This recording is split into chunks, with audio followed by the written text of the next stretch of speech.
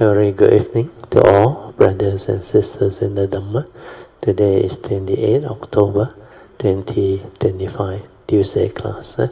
So as usual, we will be following this book, the wonderful Dhamma, Lotus Flower Sutra. Okay, let us compose our mind and gather for physical puja. Namo 本师释迦牟尼佛。南无本师释迦牟尼佛，南无本师释迦牟尼佛，南无观世音菩萨，南无观世音菩萨，观世音菩萨，南无阿弥陀佛，南无阿弥陀佛，南无阿弥陀佛，南无弥勒佛，南无弥勒佛。南无弥勒佛，南无药师佛，南无药师佛，南无药师佛，南无普贤菩萨，南无普贤菩萨，南无普贤菩萨，南无地藏王菩萨，南无地藏王菩萨，南无地藏王菩萨，南无佛菩萨。南无佛菩萨，南无佛菩萨，阿拉汉萨玛萨布多巴嘎瓦，布当巴嘎วัน当阿比瓦提米。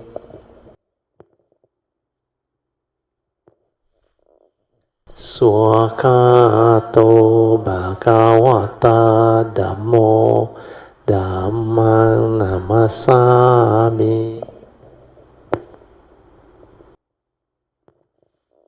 สุปฏิปันโนภะคะวะโตสาวกสังโฆสังฆังนามามิ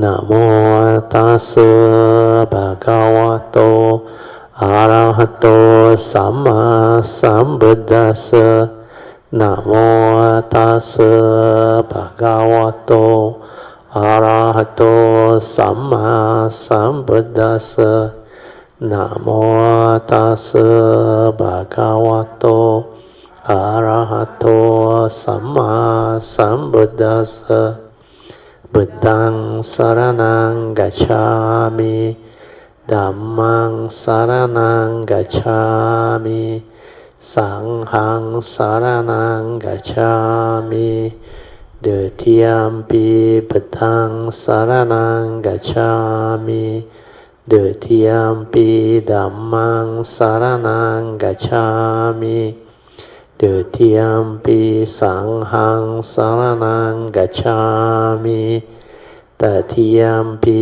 บุตตังสรณังกัจฉามิตติยัมปิธัมมังสรณังกัจฉามิตติยัมปิสังฆังสรณังกัจฉามิปานาติปาตาเวรมณีสิกขาปะทังสมาธิยามิอาดินาดานาเวรมณีสิกขาปะทังสมาธิยามิกาเมสุมิจฉาจาระเวรมณีสิกขาปะทังสมาธิยามิมุสาวาทาเวรมณีสิกขาปะทังสมาธิยามิสุราเมรยามัจจาปมาดัฏฐานะเว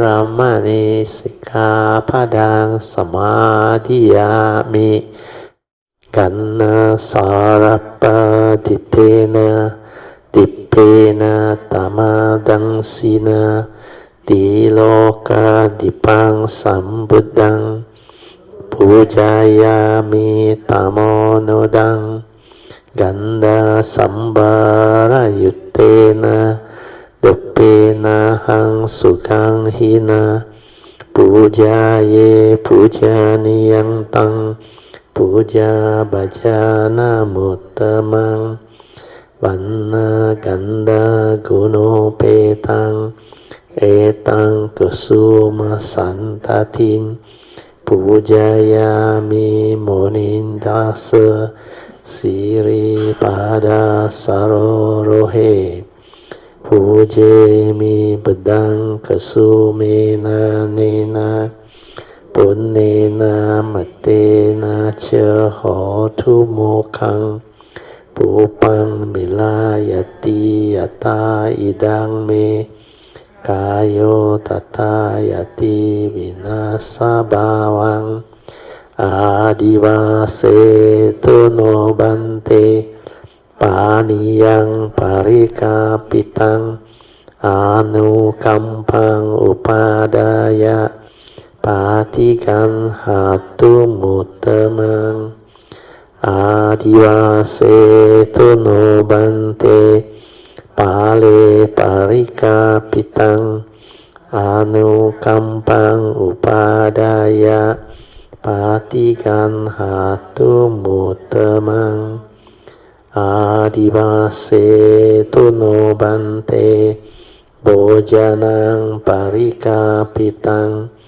Anukampang Upadaya Patikan Hatu Mutamang. Let us now chant our Puja aspiration based on our understanding of the significance of all these Puja offerings. Significance of offering of light. May this offering of light to the Buddha bring forth the causes and conditions to illuminate our mind and help arise the needed clarity and understanding to dispel all darkness or ignorance therein. Significance of offering of water. May this offering of pure, clear, cool water lead us to the pure, clear Dhamma that cools and doses off the fires of all defilements within our mind. Significance of offering of incense. May our morality, virtue, and understanding shine forth far and wide, just like the fragrance of this incense, which we are offering to the Blessed One, who is perfect in wisdom and virtue. Significance of offering of fruits. May this offering of fruits remind us of the Dana Parami of generosity and the fruit of our karma, so that we will diligently strive on with heedfulness to attain the path and fruition. Significance of offering of flowers. May this constant offering of flowers to the Blessed One strengthen our faith and constantly remind us of the impermanence of this body, so that we will diligently and sincerely strive on to cultivate Sila, Samadhi, and Panya, leading to ultimate liberation, the born-free Nibbana. Making of overall aspiration. By the power of all these merits born of these offerings, may our spiritual faculty of Saddha, Virya, Sati, Samadhi, and Panya be further strengthened until they become balas of power, sharing and transfer of merits with all beings. May these merits be shared and transferred to all beings without exception, especially to those who have the condition and affinity to receive them. Sadhu, sadhu, sadhu. Okay, let us pay respect to Puja. Bedang Pujemi. Dhammang Pujemi. Sanghang Pujemi. Just remember the four support. Relax body and mind. Maintain the awareness within. Just aware. No need to know, no need to do anything. The pure awareness nature is our basic nature, primordial. Before the thought arises, that nature is just aware. That's why maintaining awareness is not to do anything. just to maintain that natural state of inner awareness, which means whatever arises within the sense basis, it will trigger off the awareness to be aware. Whenever there is contact, something will arise. So when you are familiar with this type of awareness, means you have trained yourself and developed the ability to be aware most of the time, then you will see things clearly. You will understand what is going on within life, within existence and nature. Where the basis of life is the pure awareness and the mundane mind that arises from it. And to assist the arising of the mundane consciousness, you need causes and conditions manifesting within nature. So as a human being, for our case, as a human being, for the rest is a living being, we have a physical body with the senses, the 6 sense bases, 5 physical, then 1 mental, which is the memory, the brain. Of these 6 sense bases, we have a consciousness trapped inside our physical body. This one is already there since birth. It arises from the karmic nature. This rebirth consciousness, which manifests at the time of birth, they are already there. Then it evolves as we grew up, as we become more and more developed in our evolution. Then as you develop more and more life experiences, we develop the ability to interact with the world and to know the world through our senses. That's why we are conscious beings. We are capable of consciousness. We can be conscious of what we see through our seeing consciousness, what we hear through our hearing consciousness, what we smell, taste, tactile feel and think. That's why these 6 sense bases, together with the consciousness trapped inside and the sense data that come into contact with each and every of these respective sense bases, will trigger off the arising of mundane consciousness. And this mundane consciousness is the basis of life, basis of living. That's why all of meditation, you will have to come back to the understanding of what happened when these 3 causes and conditions come together and trigger off the respective sense of consciousness. Then how, through our brain, our memories, our conditioning, our views, opinion, belief system, etc., including all our trap, phobia, experiences, good and bad, the accumulated conditioning. This will trigger off the content of consciousness that will enter the consciousness. The pure consciousness before the content go in is just that consciousness that make you conscious. Like the physics experiment, if you on the switch, the light bulb lights up. The lighting up of the light bulb is like you become conscious, the moment of consciousness. But then immediately after that, the content of consciousness will go in. Where we are so conditioned by our knowledge, our like and dislike, our habitual tendency, our belief system, etc., our tradition, and whatever that we hold on to, even our knowledge. This is how we are conditioned into the way we are, and we act according to that conditioning. So this mundane thinking or thought process is a result of all this accumulated knowledge, views, opinion, conditioning, belief system, etc. that we evolve as we grow up. Yeah.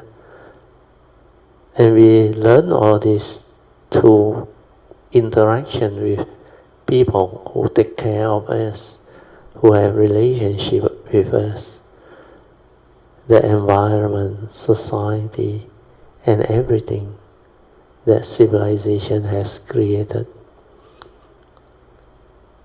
So it's through our education, our news media, and even the language that we are taught to communicate and develop all this understanding. So meditation is to understand clearly how all this arises and pass away, and thereby realizing the deep self-knowledge will give rise to wisdom. When we develop the self-knowledge of who we are, what we are, then we start to develop the wisdom to see clearly that this form and mind, the five aggregate of form and mind, or the so-called human being, is not really a permanent unchanging entity. It's not what we think we are. Then we also manage to see clearly how consciousness come to be, how the content, the movement, the activity, means how we function as a human being, how our mind arises and passes away, following the law of dependent origination, paticca samuppada.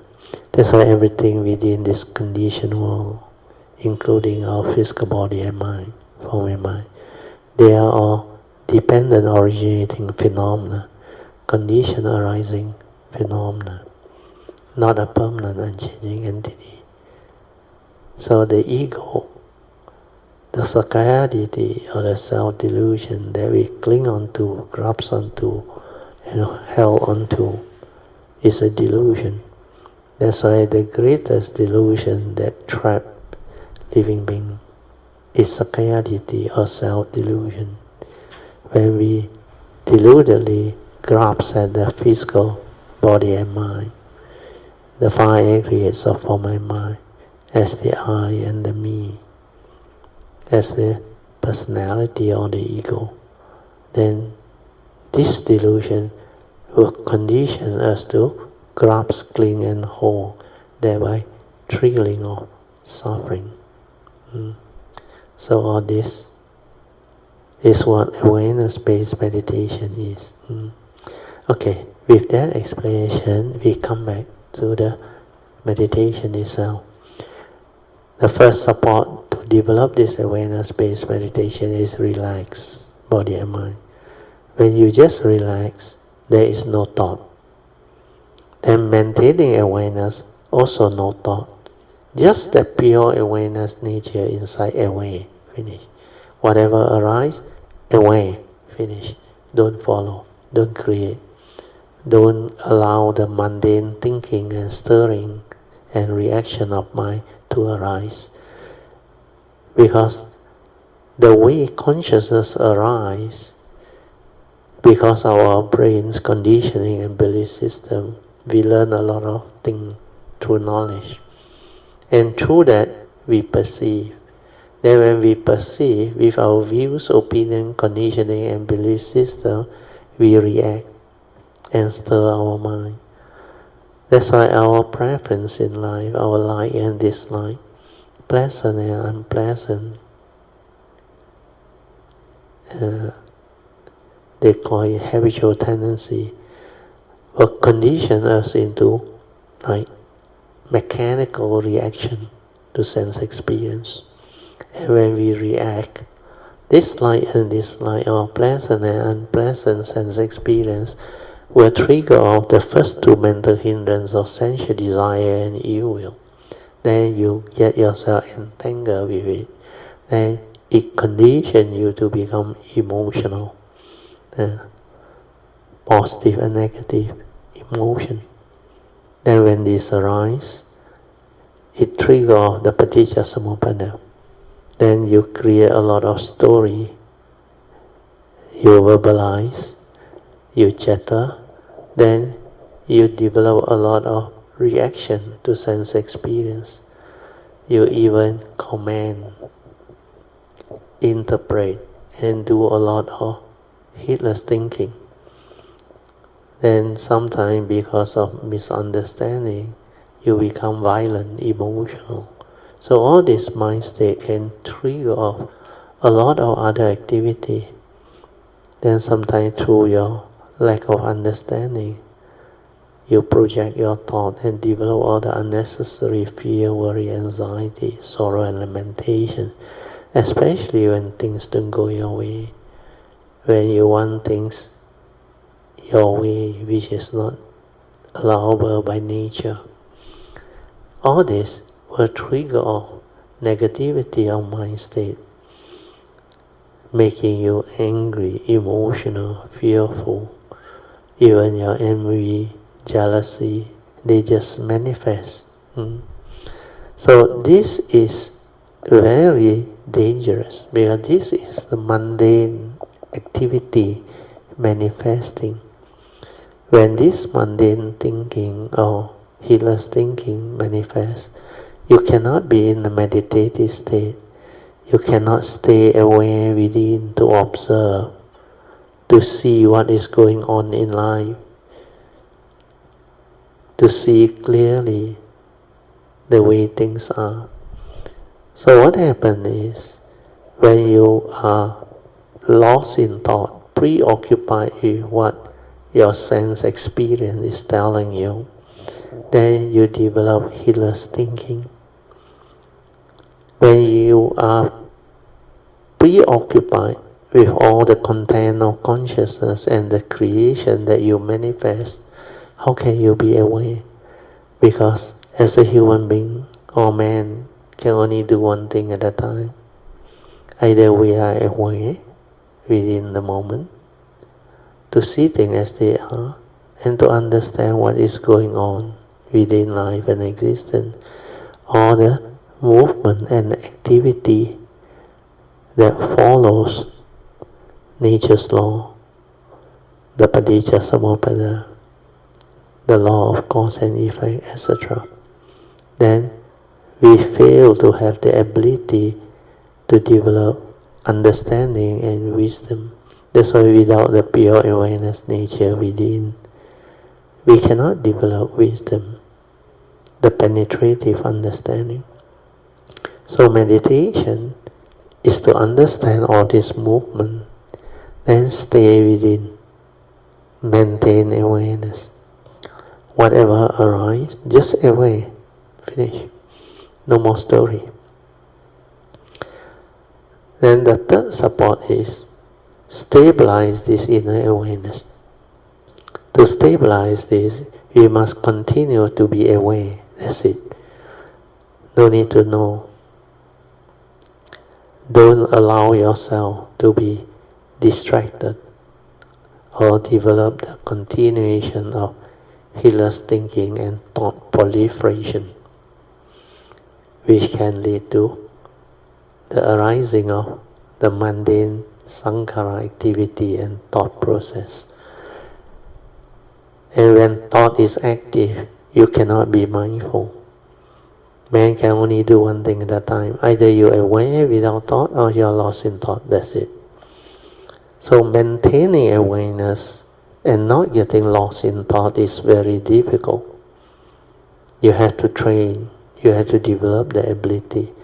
So when we meditate, we just relax, maintain awareness, silence everything. Don't try to know. Don't try to do anything. Then stabilize the inner awareness. You can do that. You will make progress. Then after that, if you can already stabilize the pure awareness within, you can move on to the fourth support to do the trust, TRUST. Trust your nature to develop the meditative movement or the internal transformation. To develop trust, we need to stabilize the first three support of relax, maintain awareness, and having the ability to stabilize the inner awareness. When we can do that, then we can move on to the fourth support. Otherwise, don't continue to train until it's very stable. Then what you do is, to do the fourth support, you have to silence everything, stay at the heart area. Then don't try to know, don't try to do anything. Just allow the awareness to stay at the heart area. Then whatever arises, whatever that manifests, you can, through the awareness, detect it, stay with it. Like your heartbeat, or any vibration or pulse, movement or activity around the heart area, the awareness will pick it up. It will pick it up. Then you just be with it, away, until that movement slow down, until finally there is completely without movement. That tranquility of mind, stillness of mind, and the silent mind will manifest. That is your true mind. When you can realize that, that is the beginning of understanding, beginning of pure awareness-based meditation. When you can detect that, then you will come to a very profound understanding that you have two minds.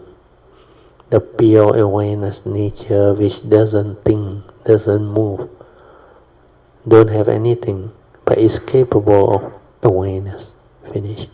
Away. Finish. Then from there, all things arise, all thought arise, all sankhara activity, mind state, whatever mundane proliferation of thought, mundane thinking, mundane activity, mind states, they manifest from there. That one the Buddha called mano. That's why mano is our mundane mind, thinking mind, dependent originating mind. And that mind is the forerunner of all things. The Buddha said that mind is cheap. When that mind arises, all things arise. That's why you can understand that movement from the pure awareness out, then return. Then you know how to meditate. Then you know how to stay with the true mind. And just use the mundane mind or the consciousness and its content to live life, to develop understanding. Okay, with that, I will let you develop the meditation on your own. Maybe I will set the alarm for 25 minutes. Okay, yeah.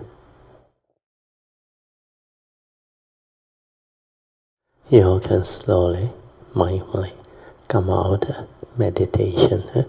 Try to maintain whatever inner peace, inner calmness, and inner awareness that you have developed for as long as you can.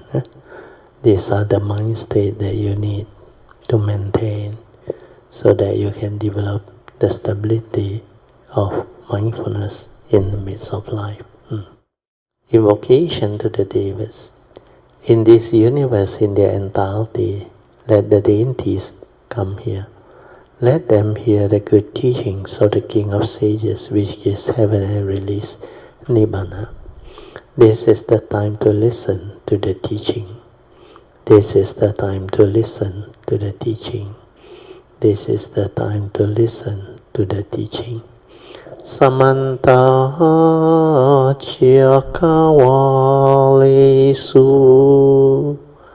Atra Gacantu Devata Saddhammang nirajasa sunantu sakemokadang Dhamma sunan kalo ayang badanta Dhamma sunan kalo ayang damanta Dhamma sunan kalo ayang badanta Namo tassa bhagavato arahato samma sambuddhassa Namo tassa bhagavato arahato samma sambuddhassa Namo tassa bhagavato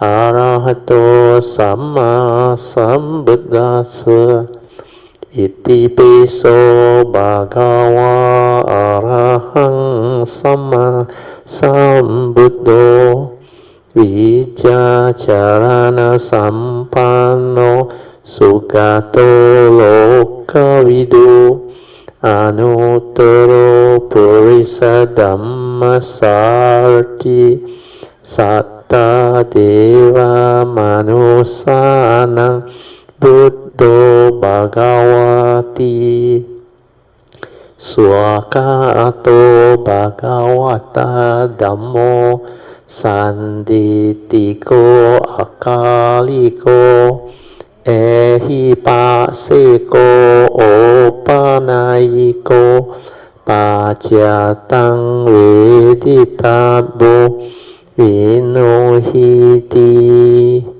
Supatipano bhagavato sāvaka sangho Ujupatipano bhagavato sāvaka sangho Nyaya patipano bhagavato sāvaka sangho Samici patipano bhagavato sāvaka sangho Yadidang cattari purisa yogani atta purisa pugala Esa bhagavato sāvaka sangho Ahuneyo pahuneyo dakkeneyo anjali karaniyo Anuttarang punyang ketang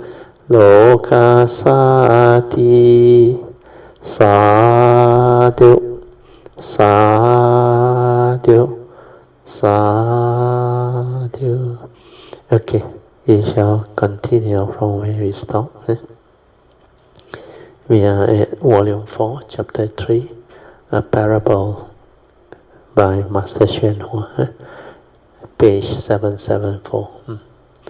Okay, we are at the next part of the sutta, describing in verse the analogy of the elders choosing the card over the table, describing in verse the casting aside of the tables, describing in verse the using of the cards.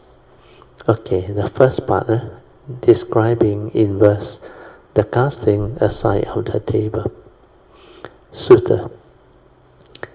Intending to use an expedient device to save them from being burned, the elder warned his children of the many dangers they face. There are evil ghosts, noxious creatures, and a spreading conflagration. Myriad suffering arise in succession, one after the other without cease.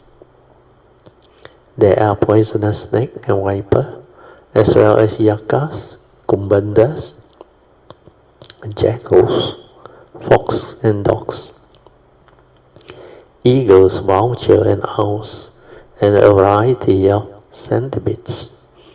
Agitated and frantic with hunger and thirst, they are terrifying in the extreme.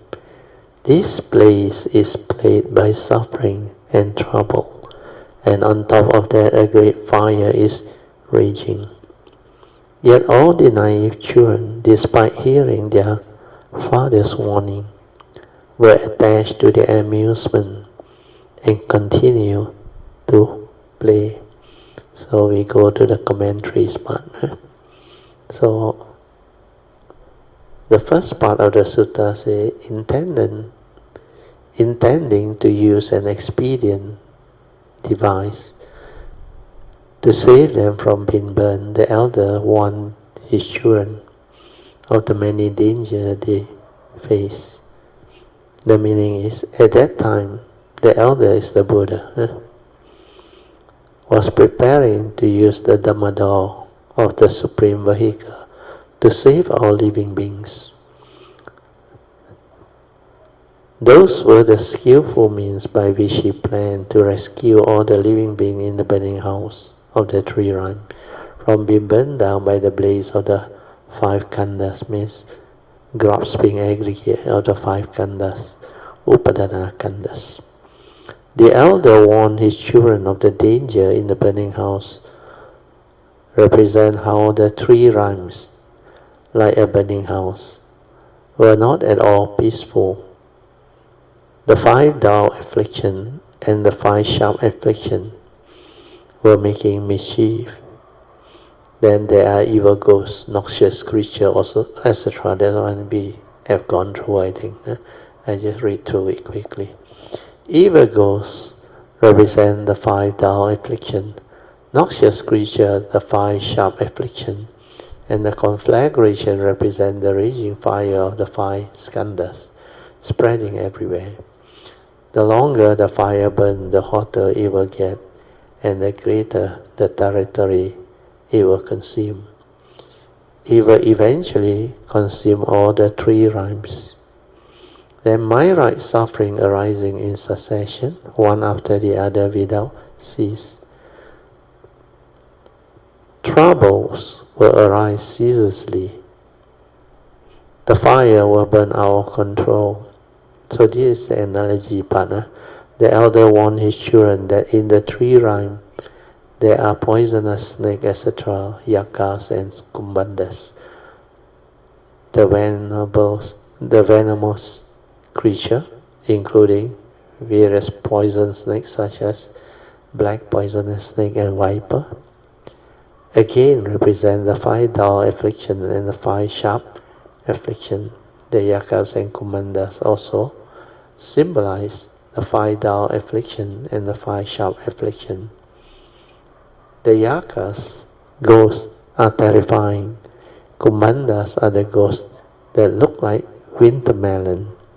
They may cast demonic spell on you when you are asleep, so that you cannot move. Then there were also jackal, fox, dog, eagle, vulture, etc. So jackals are somewhat like fox. They climb up tall tree or live in dangerous cave. At night they make a strange sound to scare away other beasts and then come out in group of 3 to 5 to roam. There were also fox, dogs and wolves. There were eagles with great beak and vultures that feed only on disgusting things such as corpse, crawling with maggot and stingy carcass. Vultures especially like to eat such things. There were also various types of owls, which are believed to be unfilial, and small creatures such as gecko and centipede. And the sutta continues, agitated and frantic with hunger and thirst, they are terrifying to the extreme.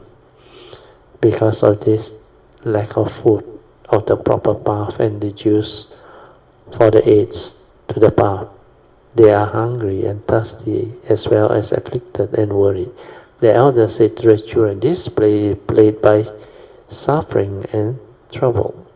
And on top of that, a great fire is raging. There are so many strange creatures. And what is more, a huge fire is blazing. Hurry up and find a way out. Then yet all the naive children, despite hearing their father's warning, were attached to their amusement and continue to play to commentaries. However, all the children, all the living beings, they lack Dhamma understanding of what was going on. Naive in this context refers to their inability to understand the Supreme Vehicle teaching. Even though they have heard the elder telling them the danger and terrible thing within the house, including all kinds of monsters, demons, ghosts living there. His children continued to play on their own, thinking that the house was a lot of fun. They jump and race around having a good time. They did not heed their father's warning. So this one maybe, if you just read from the commentary and the sutta, you may not understand much. What actually the sutta is telling you is there are various evolution of living beings, especially we humans. You see, before our civilization progress, we are actually not much different from the animals that live in the, you call it the forest or whatever, or the wilderness. It's only over the last few centuries, I think, the living beings, especially we all human beings, starts to evolve and become like more progressive. Then we start to develop our own homes. In the early days, you are like the primitive man, live in the cave and all those things. You don't have much security or proper housing or shelter. So during those ages, actually life is not easy. Then we are subject to all this so-called nature's condition and all the beings that exist, including what was described, the animals, the snakes, the vulture, or whatever, centipede. And all those things that can actually harm you and cause suffering and affliction to living being. And in the early days, before we all evolved, we don't even wear shoes. And we don't have the equipment or tool to actually help us to live life. We don't even know how to make fire. Then we don't even know how to even look for water and all those things. Not like now. Now we are so blessed. We got proper homes, if you can afford it. Then you have all the essential amenity, like water supply.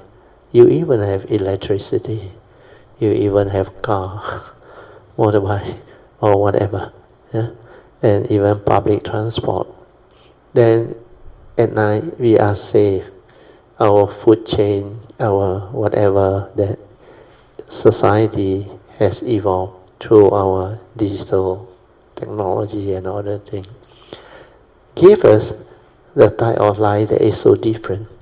That's why now we are not subject to all this external, we call it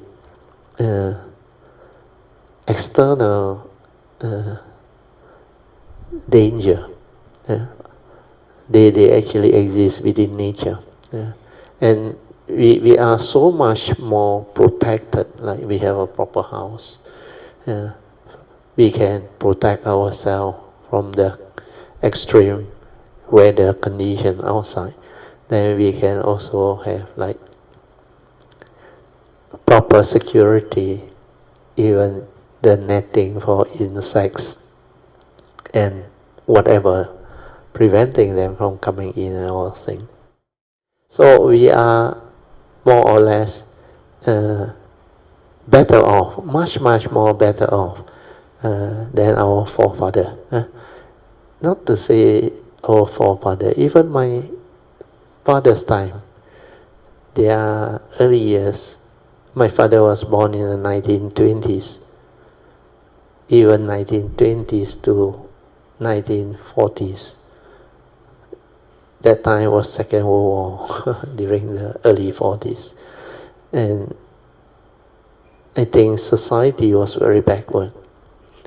They suffer from malnutrition, in China. Scarcity of food and all those things, the essential thing in life, not able to actually, even despite their hard work or what, they couldn't really have it. I remember when I grew up, I asked my dad, I said, why did you come out all the way from China and dare to take this venture over to Malaysia, which you have got no idea of? So he told me he got no choice. If he don't leave, somebody in the family will die. Because the rationing, not enough food. And they were, our hometown, very mountainous. Now they call it the Yanlo. It's very, very up in the mountain. They say the most ulu one.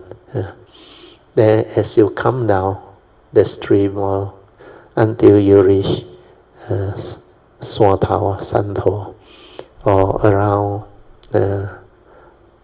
you call that one, what is that place already?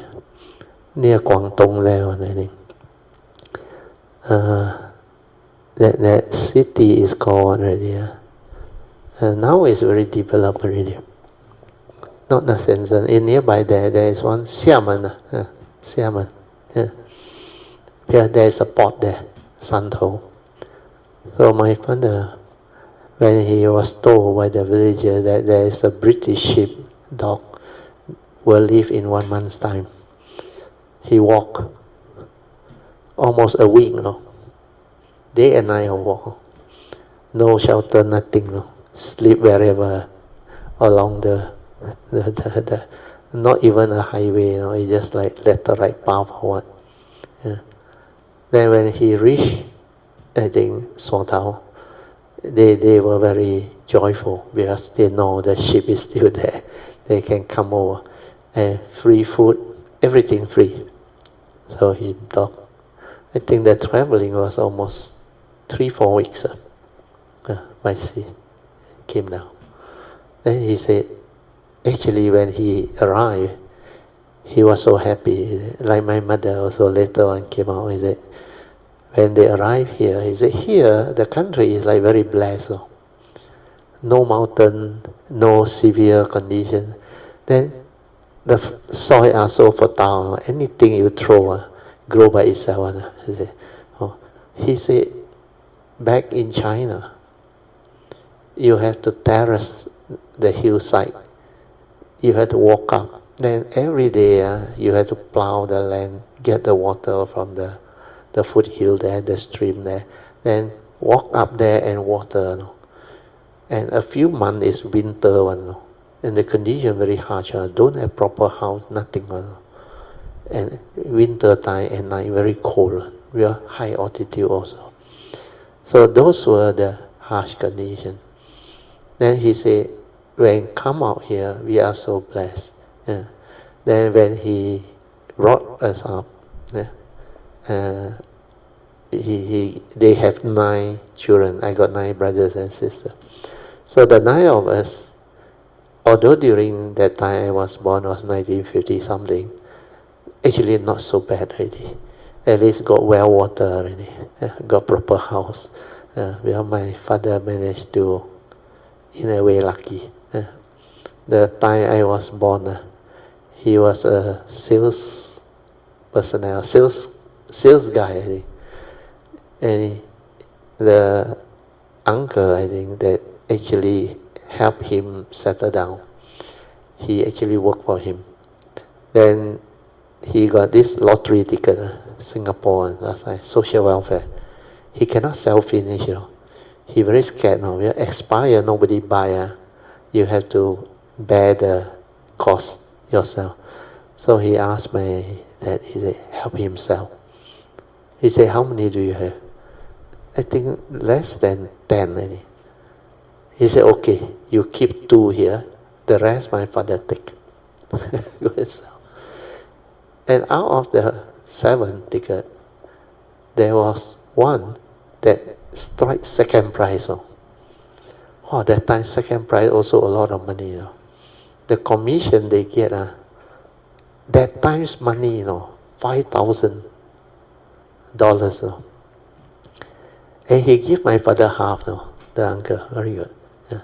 That's why after that my father, when he got the money, he bought a shop lot in Alastala, cheaper, 200 ringgit only. One shop lot. That's why we have better life. Then, the moment I'm born, they got electricity coming in already, but still rural area. Then well water, later on given pipe water. Then I grew up during those months. But my mother said, this is heaven already. He said, if you are back in China, he said, you really suffer. He said. So we didn't know. Then my brother, after he heard this, he thought he very blessed, very lucky. Then as he got married, he got children, where he older than me 6 years. He started to tell my mother, you say I bless, now my children lucky blessed. Because as we grew up, our society evolved, then we were here, opportunity a lot. That's why our later generation, the second generation, the third, all very good life, very blessed. So what I'm trying to explain to you is this sutta, you cannot apply what they say to our society now, understand? Because you will say, what nonsense is this? All this will not harm me, understand? Even the ghosts. Last time, even during my time, the 50s and the 60s, a lot of people are haunted by non-human ghosts. They go and see medium and all those things. You heard of these chong, all those things, even funeral or what. Because they don't know the Dhamma and they believe in tradition. They follow all the medium and all those things. But sometimes life is like that. Before you evolve with the understanding, then during the early days, no proper medical. That's why I was lucky. Well, my father was a Chinese sensei.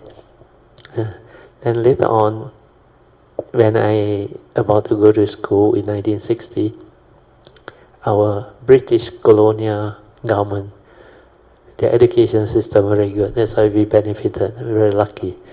So all this is to explain to you that different era, different stages of civilization, life evolve and become different.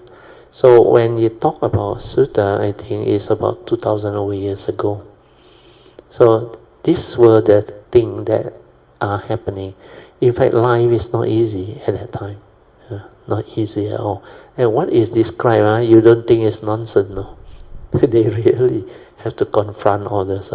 So that is just to explain. Okay, we go on. Sweet. Okay, the next part. Describing in verse the suitability of the 3 cuts. Okay, we go to the sutta. At that time, the elder thought to himself, the way my children are acting, give me great worry. So like I always explain, this word great worry is not correct. The Buddha, being the Buddha, how can he have great worry? So it's the way they translate it. It's like the Buddha is in a way concerned but not suffering, understand? So this word worry is not appropriate. In this house, there is not a single thing worth enjoying. We have been the Buddha. After you have realized the enlightenment, the awakening, you look at life differently. In fact, all this lead to suffering, tends towards suffering. Yet all these children engrossed in their play and inactively, and inattentive to his warning, will be injured by all this. Though he thought of a way to help them through skillful means, move up.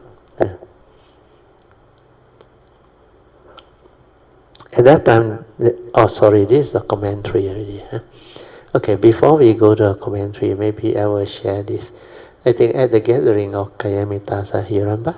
Beng Phi sat next to me with the wife. So we were discussing, and he was discussing J. Krishnamurti also. Then later on, I think there were a lot of sharing. Then we reached one point, I think the wife also asked some very good questions about understanding life and other things. Then Beng Phi added in, he said, yeah, but based on your teaching, your sharing, the way you teach, now very easy to understand life, he said. Because just the basic, essential Dhamma teaching is so useful, especially the three right view, the law of karma. From there alone spin off so much teaching. Then the law of karma alone explain to us the importance of karma, the 5 daily contemplation, the first noble truth reality, then the 5 aggregate of form and mind. Is it? Then when we understand all this, we know how to live life. Then he said, when we know that this is not us, the so-called human being, then life becomes different. You don't have to worry about getting old, getting sick and die. Then a lot of this delusion, suffering, no more. Then when you develop the understanding of mind, the dwelling, paticca samuppada, the law of dependent origination, then the four circle formation, the creation process, then how from that nature that thing arise, then how this form and mind, when we know it's not a permanent unchanging entity, we will not cling, we will not grasp, we will not hold, and that this is just a vehicle and tool for us to come to live life. And when we know all this, understand all this, he said, yeah, life becomes very simple, very straightforward. But there are still some questions that people who may not have the understanding will ask. In fact, a lot of Buddhists don't understand also. Just to them, life is so real. Then I remember that time, Margaret, I think, Buddhist wife asked this question. He said, brother, you don't mind. He said, I asked some stupid question. He said, I said, nothing is stupid, no question is stupid. I said, yeah, you can ask.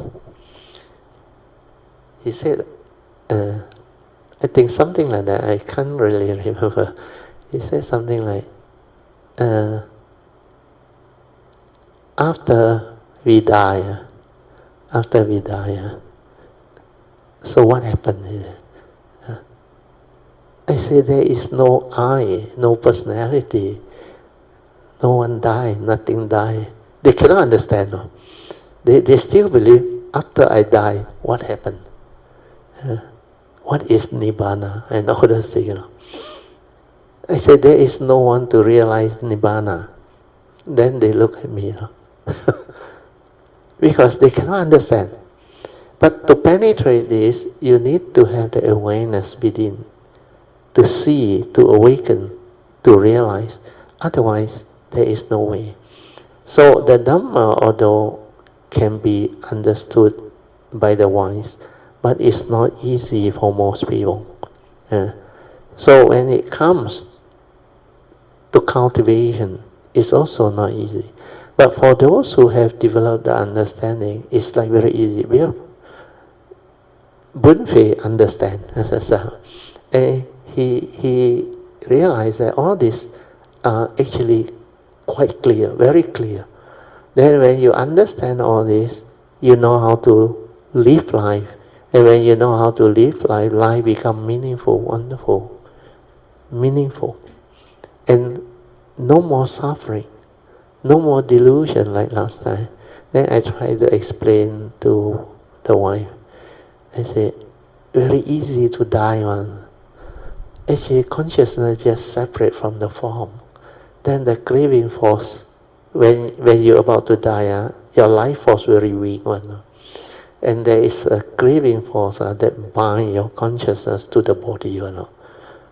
You can see that one dissipating, but you must have pure awareness. You don't let the karmic consciousness take over.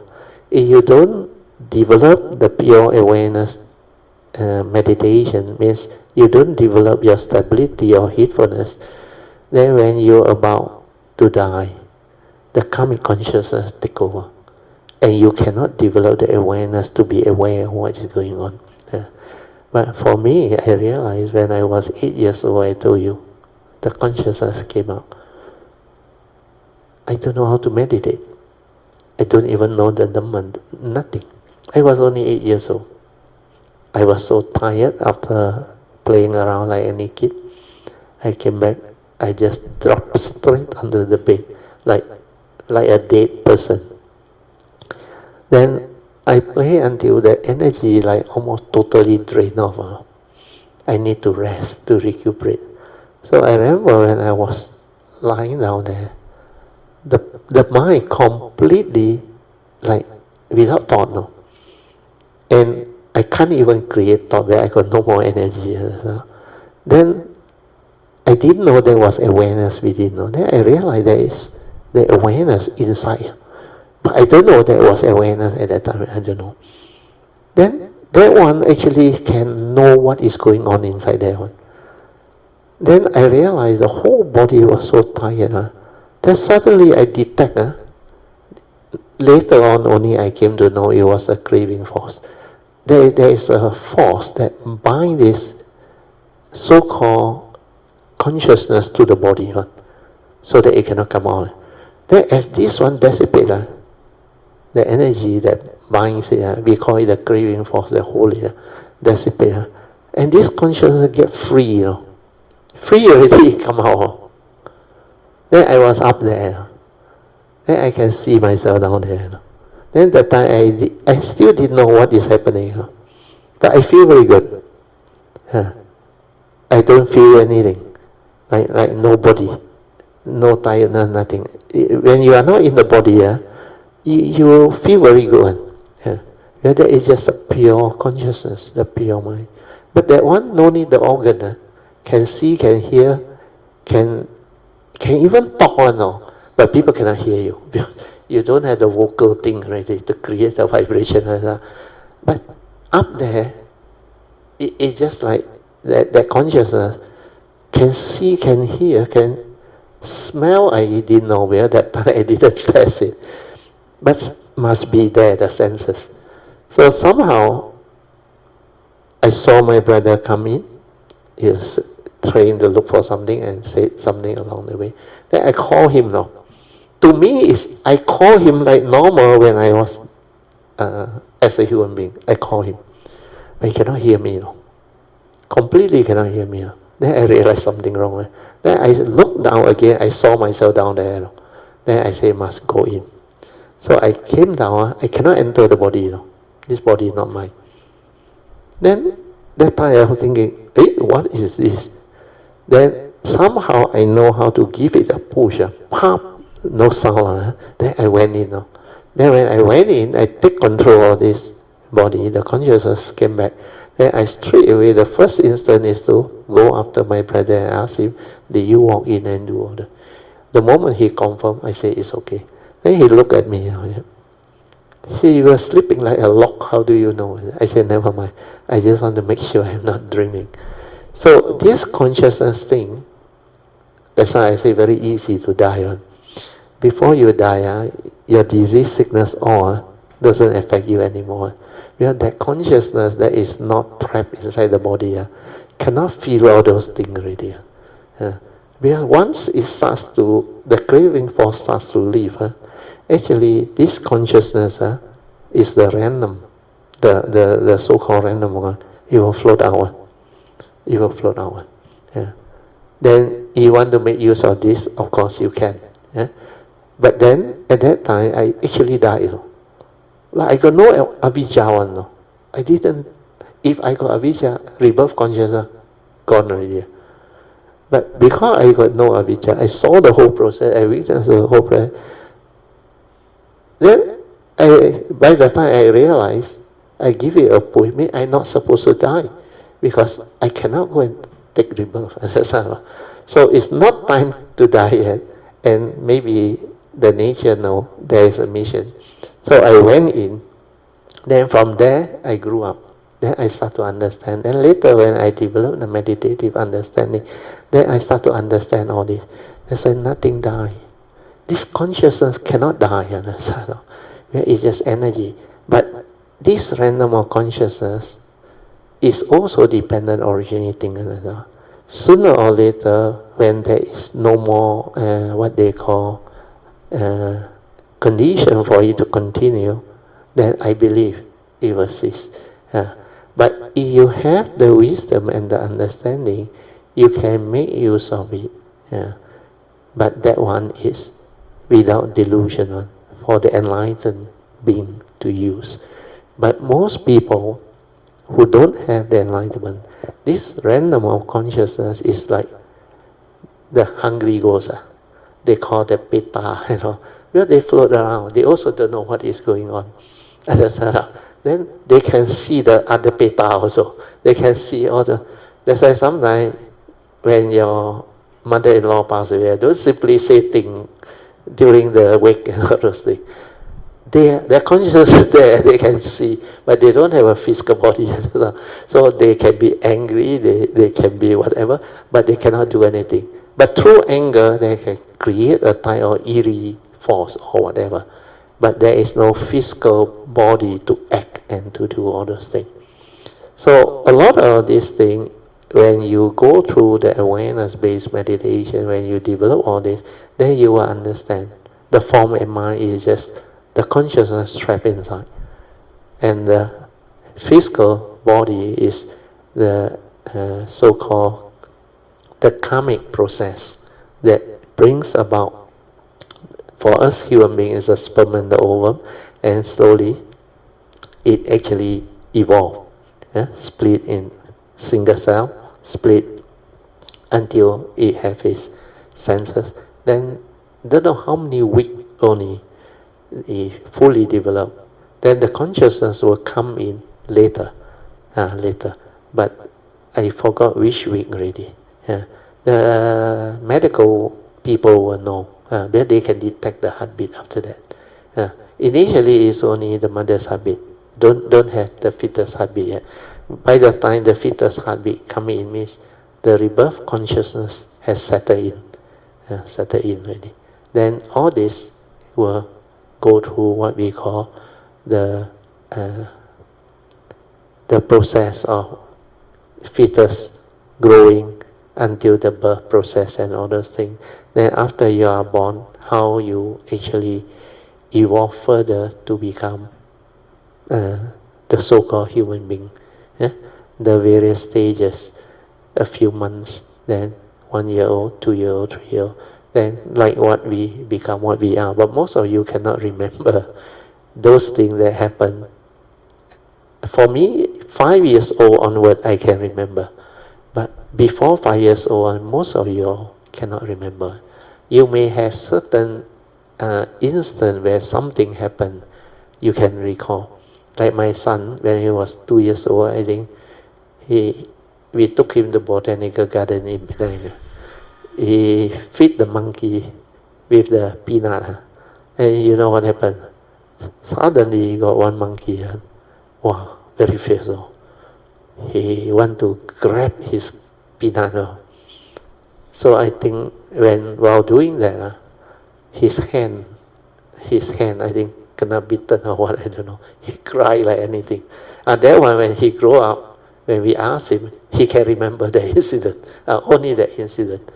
But all those things that happen, that 1 year old, 2 year old, 3 year old, they hardly recall. So this is what conscious mind and the form and mind is. That's why what I'm trying to advise you is, when you know the Dhamma, you know how to live. Where you understand life, you know how to live life, then you also know how to die. Actually, there is nothing to fear about death. Death is very simple. But you must have awareness. If you don't have awareness, you don't know how you die also. Really gone. Because you don't have awareness, the karmic consciousness take over and you don't know what is happening. That's like karmically driven. You are born of your karma, heir to your karma, conditions, and you are what you are because of your karma. So all this understanding, when you develop awareness-based meditation, that's why you must develop until very stable. Then you will know how to die. Then you will come to realize nothing dies. No one dies. It's just that movement, the evolution, the what they call the dependent originating phenomena. Actually, there is no being also, no permanent unchanging entity. It's just the segmented life. It's just one segment of conscious living. Conscious living means you are born as a conscious being. For our case, it's a human being. For others, animal, fishes, or whatever, they also have consciousness, but to the extent that karmically they are born into, they are trapped inside there. And this segment of each and every living being, actually no reality. Where we have been born and died over the millennium. Which one is you? None of these are you. But you cannot deny that they are karmically related to that nature. We call the karmic nature. And each and every one of us have this karmic nature. We are summation of every life, every consciousness develops the karmic consciousness or the karmic nature. And from there, it conditions living being. Whenever you have to come, means by the law of karma, through ignorance, then you got no choice. It will condition you, and according to karma, you are born of your karma, heir to your karma, conditioned and supported by your karma, and you are what you are because of your karma. And you can see all this very clearly when you have the cultivation, the awareness-based meditation, and especially you have been on the Bodhisattva way for long enough. Then as you meditate and connect, then you will understand all this. And when you understand all this, you understand life. Then no more delusion. Then very easy to live life. Okay? So we go back to the next part of the commentary. Okay, now I can continue here. At that time, the elder, means the Buddha, thought to himself, the way my children are acting, they are being foolish and naive, playing in such a place,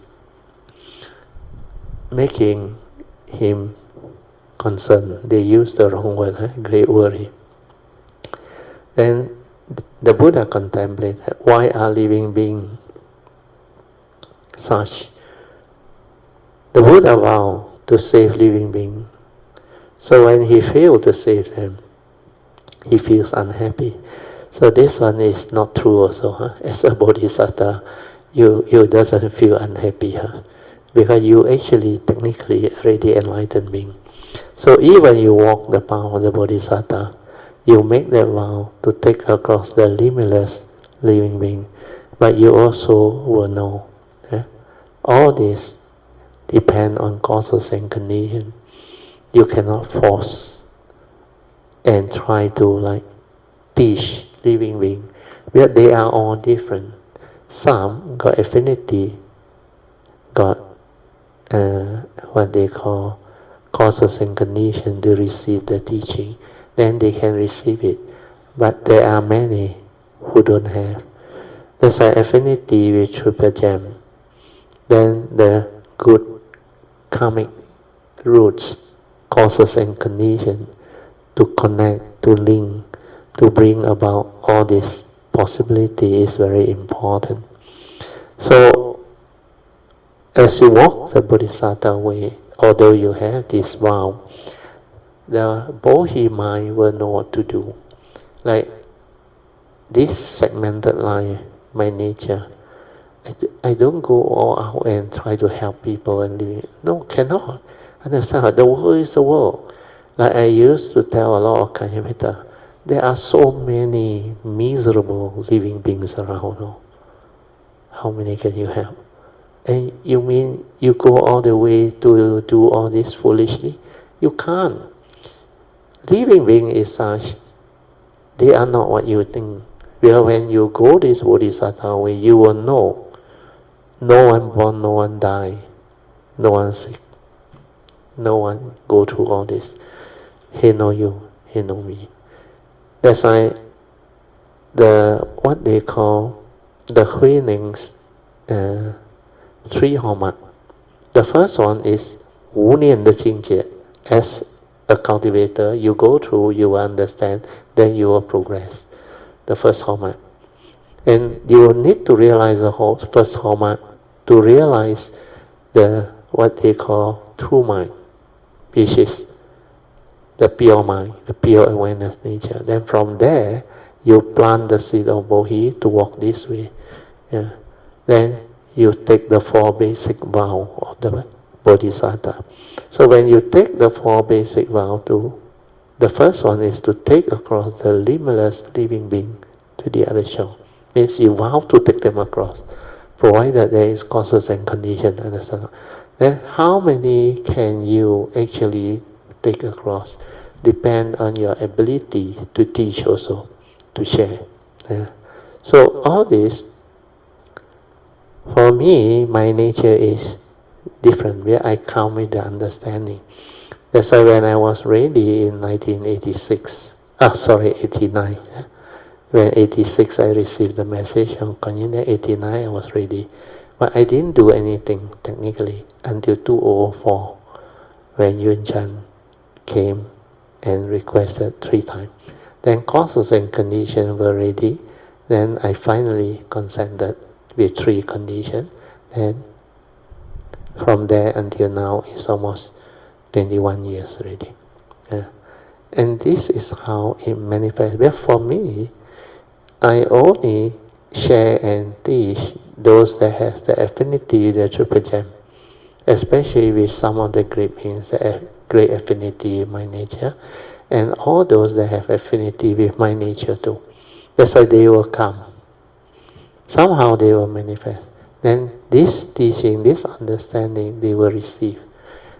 And it's better to have people who are serious, who have the faith, the sincerity, and understanding to diligently walk this path with faith and perseverance. And these are the cultivators that will develop the progress and do very well. And as long as there are enough of this encounter, every life this nature comes. All these people, they will make progress. And they will also continue to take across more and more. And it's through this, it's like what we call the sharing of truth, understand? When you share, you may only teach one, but this one later on can become very, very good, maybe better than my nature. He can also teach a lot more. And this will spread and evolve. So it's not the number. You try to teach many people, no use. If they are, most of them, not serious and they cannot develop the progress, no point wasting time. That's why when 2004 started, initially, after the first year of sharing, I already knew hardly anybody can follow. Then that time I already say, anybody who can understand 10% of what I teach, he already very good at that time. And because of that, I reflected. Then I asked myself, how can I really teach so that living being can understand? Then that time I realized, what you all need is the basic essential Dhamma, not the real Dhamma yet. That's why I go back to the essential Dhamma teaching at Hsuan's house there. I remember the 3 evil roads, the 5 mental faculty, the 5 mental hindrance, then the basic 4 noble truth, all those things, the 3 turning. Even the 3 turning, when I started, very few people understand. Then by the time I finished the 3rd or 4th year, I think a lot of people developed the progress, the joy, and also they saw me help a lot of people. Then when the year 2008, 4 years later, Maitriya's message came. At that time, the second batch Subhangjaya start. That time, Ingbi and me from I remember in Hsuan, they requested me to teach there. Then within less than a year, I think a lot of new people came, and they got so interested, and the teaching became very different. Then 2015, a lot of them are ready to even request for the Bodhisattva way. I was also very surprised at that time. Then 2017, the website came out. So all these are like meant to be. Then with all this, I realize now, the people who don't know me, not our Kayamita, but they have been listening. They have been listening. And actually I was very surprised too. Even that Singapore, that TK Chan, you remember? TK Chan? Singapore? He looked after the mother and all those things. The mother, 95 years old already. He texted me today. He said, Brother, I was listening to your Surangama Sutta, lesson number 7. He talking about Pamasuri, you remember? Went back and looked after the father, and the father also 90 years old. And I gave the example. I said, yeah, Tiki Chan also, when I went there to Singapore, he invited me for house dana, and he helped to create the condition for the mother, the whole family. And it was so wholesome. I was so surprised. He said he listened to that tape. And he was full of joy when I mentioned his name and how he take care of the mother, all those things. Then now he relate to me how the mother is and all those things. Then, of course, he asked me some question. Is it how can he through his own Buddhist understanding as a Filipino, what else apart from what he's doing now can he do to help the mother go through the last phase of her life? And so I taught him. So he was very grateful, very happy. So all these are causes and conditions. If it's not because of that, if he have not heard the tape, he will not text me, and he will not ask, and he will not have the understanding of how to help the mother going through all this.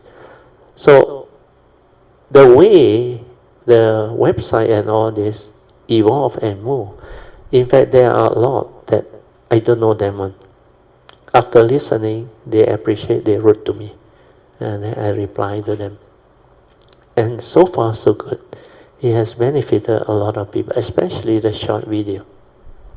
People develop a lot of interest. Then from the way they benefited, especially our Kayamitas, almost everyone that has the faith and the affinity, that develop the constant hearing, listening, and application of the teaching, benefited in many, many ways. It touched their life, and it let them understand life. And in their own word, many of them told me this, but till after learning the Dhamma from you now, can take things more easily already.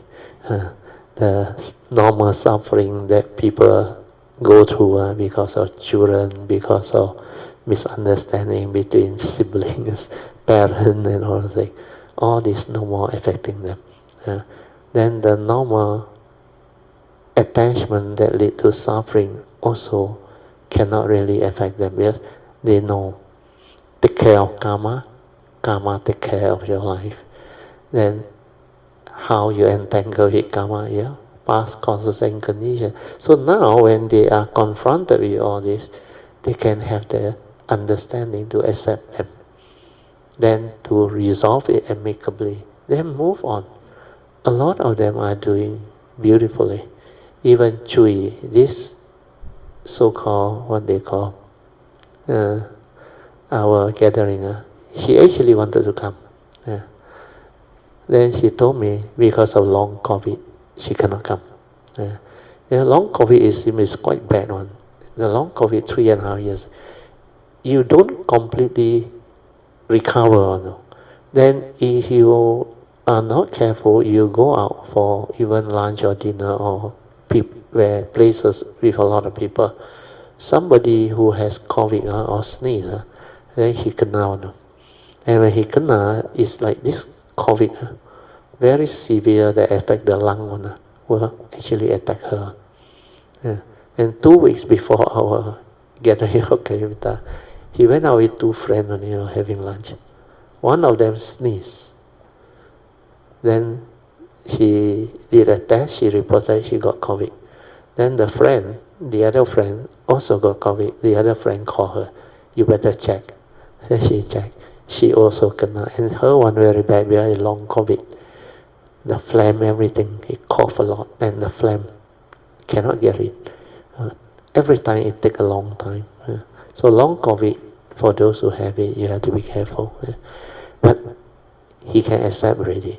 A lot of things, they no longer lament, complain, and they have good understanding. Okay, we come back. Then we have to end already, almost 10 o'clock already. Okay, I think we end here. We mark this page. So tonight, you all don't worry. The sharing, we already have Alicia. She already texted me, said she got good meditation experience. She wants to share, and she got a lot of gratitude, enjoy. So we pass the mic to Sister Alicia. Good evening, Brother Teo, Mrs. Teo, and all Kaimita. 其实首先，我讲一下我 last Tuesday 的 meditation。Okay, Brother Teo, actually last Tuesday 我跟 Sister 伟芬讲出那个阿弥陀佛。So after that 我就去坐在那边 meditate， 然后那个阿弥陀佛的chanting就一直在转。So 转，然后 the full session until Brother Teo 灯我都坐得很 still。After that 但是我也出不来，然后我就去躺。然后我就去躺 ，then after that 那个 chanting 还是在啦，那我就让它转 ，then suddenly 它就好像一个，我不懂怎样讲 ，brother 这个 feeling 就是来，我是 aware 它的转的嘛，OK 它就转，我就 aware，then suddenly 它就这样就没有掉了，then after that by the time 我出来的时候是。Brother almost end 那个 session， 但是当我在很 aware 你在讲那个十地菩萨的那个层次的时候，我是听得到 Brother 在讲，但是一过后那个我就已经这样的，但是那个是很像一刹那 Brother， 对，但是一刹那，但是我回去再听 Brother 的 sharing 的 Tuesday 我回去看那个时间。大概在那个一抽的那个刹那里面，大概有15到20分钟，我是什么都没有。对。After that， 当我出回来的时候，我第一个我就 conscious， 我就还没有什么，然后我就看那个时钟，然后就9点45，不然就讲class 就那个 Sutta study 就到那边。所以这样子，然后当我回去再听，然后就是我就是知道我这个一个这样子就没有什么都没有掉了。So maybe Brother 就可以 explain。感恩 Brother。Sadhu. So it was during the what they call the Tuesday class, last Tuesday class. I remember it was based on. I think somebody's question. I think it must be Chan. He wants to know the affinity and all those things. Then I was trying to explain all this. I said different people, different, the affinity all different. Then I gave some example, I remember. Then when there is also an example where I mentioned people who meditate. When you have affinity, the great being, somehow the chanting come on. Like Amitabha, it also came to me in the early years, especially at that time, I think.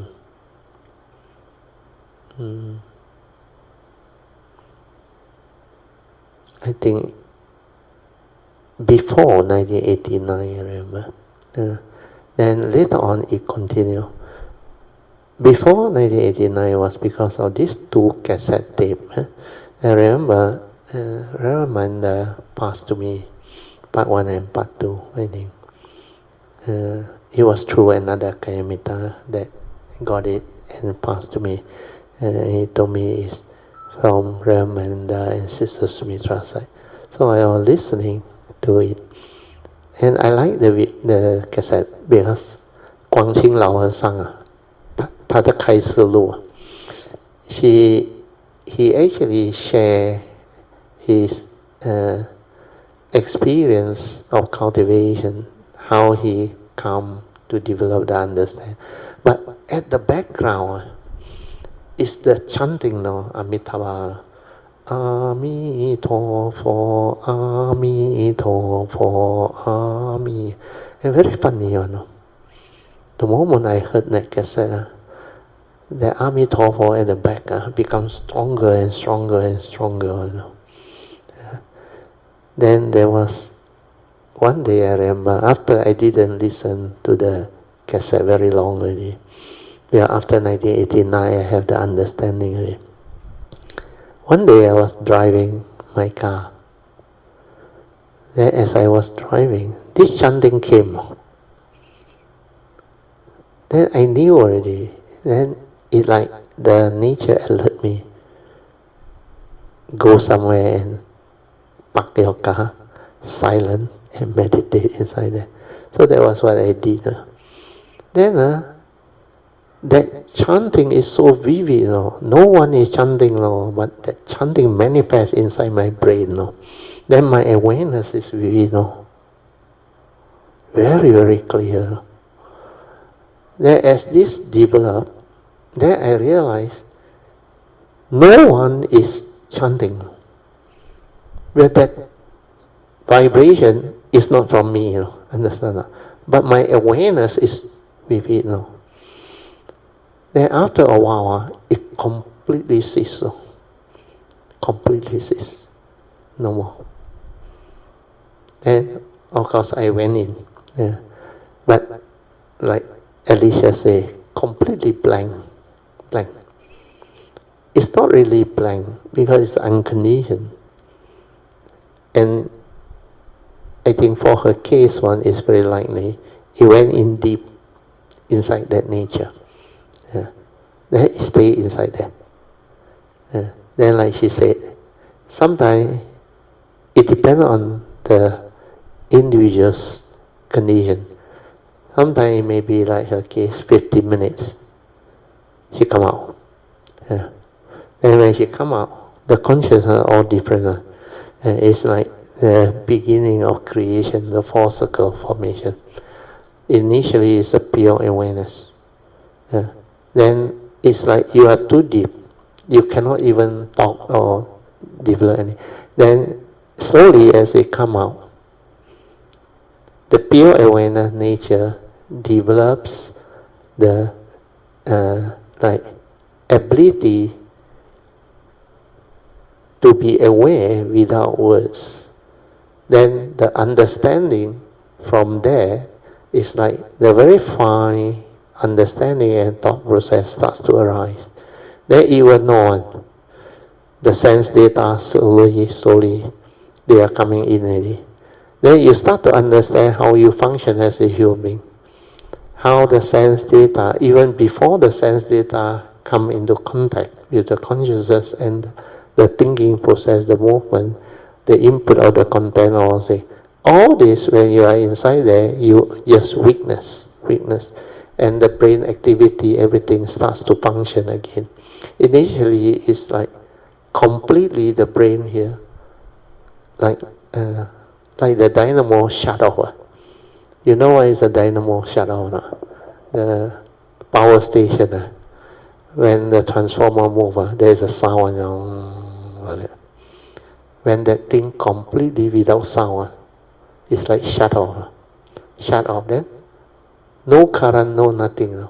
Means no memory, no thought activity, nothing. This whole thing, no activity at all. But it's not dead. It's not dead. Then very funny, when this consciousness come out, remember, it breaks into 3 areas of consciousness. First, there is one go to the brain. Then simultaneously, another one go to the heart area. Then there is another one that moves to the dantian area. But that time, I remember, I was more interested in understanding what is going on. Then I saw how this one starts to activate itself now, the brain. How the brain started now. It's like that dynamo start again now. Zoom. But of course no sound. It's like this whole thing become like alive again now. The whole of the brain cell, everything, and the sankhara activity and movement, like it wants to move already. It wants to interact already. Then all the accumulated thing, it wants to come out already. Initially, it's like slow motion for you to see, to develop the understanding. That's why after you go into that cessation, then you come out, all these things you can see. But for her case one, I think it's more like she went in deep into her nature. Then from there to come out, it take a while. Then as she developed the I wouldn't say meditative understanding. After she come out, initially she may not know what that thing is, but she would like to have answer because she know I can help explain the thing. But the more important thing is for her to go through this. It is for her to learn and develop the understanding herself.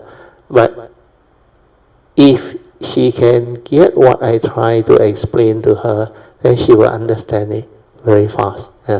But don't worry, because no matter what it is, even if he don't meet me or don't have teacher like me, she can also develop the understanding herself. But she need to go into it maybe more frequently, that cessation or that deep meditative state. Then as he come out, develop the awareness until very stable, then all this understanding will arise. Then when the time comes, after she really developed the stability of awareness nature within, then she may inherit some of her past practices. Then her past practices, but her one is different. Her one affinity with many great beings. Amitabha also got, Kuan Yin also got, Tizang Huang Fusa also got. Then maybe there are other great beings behind. So every of this encounter, the thing that manifests is different. Like this one is Amitabha for how? Went in, then come out. Then the other one is the cessation of form and mind, where you develop the stability or understanding of the Dhamma, then you relax, maintain awareness, and do the fourth support, and silence your mind, until the mind becomes so quiet, so still, then all of a sudden it ceases. That one, normally the cessation take initially a glimpse. But the moment you come out, you already know what that thing is. Then later on, the cessation may take longer. And sometimes it can be actually quite long. But for my case, it's because I inherited from my past. So most of the time, it went in, it's not that long. I think the longest was maybe 1 or 2 hours at the most. When I was in New Zealand with my last guide, I remember in his house. I went in for about half an hour. So all this can manifest. So 你可以 describe 你出来的时候怎样吗？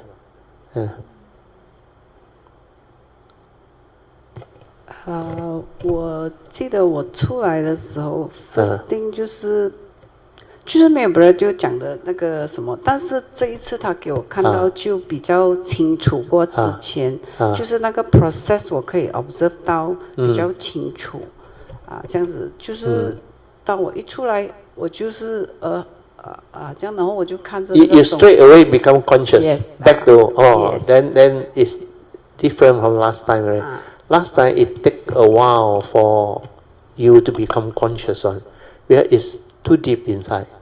Then by the time it come out to almost the surface, then only you can go back to normal consciousness. Yeah, it is for you to understand how the Paticca-samuppada function, how it works, how the mind arise and pass away through the Paticca-samuppada, dependent originating, condition arising, causal phenomena. All this, it will initially show it to you. Then after you have developed the understanding already, then you go in. The moment you come out, maybe you can come out faster, like what happened to her. And her case, this one is the chanting, the 佛号 help her to go in, which is very good. More important is, 她 like happen 的时候 when it arises, the chanting, you just silence everything. You can develop the joy and stay with it. Then let it move. It's just like trust, the fourth support. Don't go and catch it and play with it, forget about it. Just be aware. The awareness and the chanting move is one. Then you will come to a profound understanding that there is no one chanting. It's the awareness and the whatever phenomena that arise through causes and conditions. Then sometimes it can be other type of 佛号, not necessarily 阿弥陀佛. For my case is 观音菩萨 also it came in the early days. Actually the 观音ones, 86, 87 it already came. And very strong. And that time she got many versions of the 观音one. Then that time I got a lot of chanting tape on 观音 Bodhisattva. And all the various type at that time was the ancient, the more authentic, not like the now the more modern type of chanting. These are more traditional one. During the 60s or 70s, that type of chanting. Then, but it's very soothing, very soothing. Then when it manifests, it is very beautiful. Then it actually transforms your mind and develop the spiritual faculty. I remember at Sampo Temple, I attended the previous abbot, not this Tangcha, the previous abbot that already passed away, that I have affinity with. When he lead the thing, I like to join. Initially I went there, I sit around the bench at the side and follow the chanting. Then later on, I follow they call it 老佛. I follow. And that time, I think I was still in the university. That year, I remember. There was a short retreat they hold up there. Then later on, after I graduated, then many years later, 1989, I went up there for a 5-day short retreat also, but 5 days. Actually consider quite intense. And the temple we placed was so conducive that I went into cessation. At that time I remember I do a lot of sitting and walking. I walk a lot. Then every time I walk, I go back to the sitting session. I just sat. Like anapanasati or what. Then my mind went in, and it become completely silent without a center. Means it realized the oneness nature. Then it went through a glimpse of cessation. Then after that, it come out. Then I realized I was within nature. The whole oneness nature. Although I was sitting in the Sampo temple there, but my nature was the whole of the universe. Then I remember there was certain type of sound or vibration, very, very far distant. It's like not within our solar system, very distant. Then I realized, if I want to be aware, I can be aware. Then I can hear the sound, the vibration, and all that. Then a lot of things, when I was in that state, I realized the mind has no center. It doesn't dwell. It's completely silent, still, and just aware. And it's like one with everything. But when this nature wants to know or perceive anything, then it can like manifest instantaneously. It can know. That's why after that, when I come out of it, I suddenly become so different. After that retreat, I hardly talk. And actually, on the last day before we go up the bus, I think the monk who conduct the retreat, he know. Not really he know, he was observing. Then I remember he tell Pali, the wave one, he said, "You look at Brother Teo. He's so different." He said, "Yeah, I totally didn't speak." And in fact, a few months later on, when I was in Australia with my teacher Achayantra, the Katina also said, there was one other Thai monk, I think Reverend Sudinan. He also can sense something. When I was there, completely quiet, still, I don't talk. He keep on coming to talk to me. He said, Brother Teo, something happened to you. Then I look at him and I smile. I say, how you know? He said, yeah, something happened to you. I said, but I cannot explain. I don't know why, is it? But I know something happened to you. Then later on, we were waiting for Achayantra to come out of the meditation in the kuti there. Then I remember Achayantra came out because he made everybody waited quite a while, almost half an hour for him to come out. Then when he come out, he said, I know a lot of you are very, he used the word, what word is there? Like, very keen to wait for him to come out. But most of you, are restless, not meditating, like waiting for him to come out. Then he looked at me. Then he said, only Teo. He don't call me Brother Teo, he call me Teo. Teo knows. Where I silent said that. Then the other one he pointed out to another monk, I remember. So those who meditate, they know. Then there is another case, I told you before, I think, also at his Katina retreat. He got a dog. Every time he meditate under Achayantra meditate, the dog is underneath the kuti there. Then got one morning, I was staying in you call what that one? Like a container on a construction site container. I think Ramanda was very kind. He have a bed next to it. Then he said, Theo, you can sleep same container as him. So he sat this side, I sat on one corner. Of course, got a proper bed.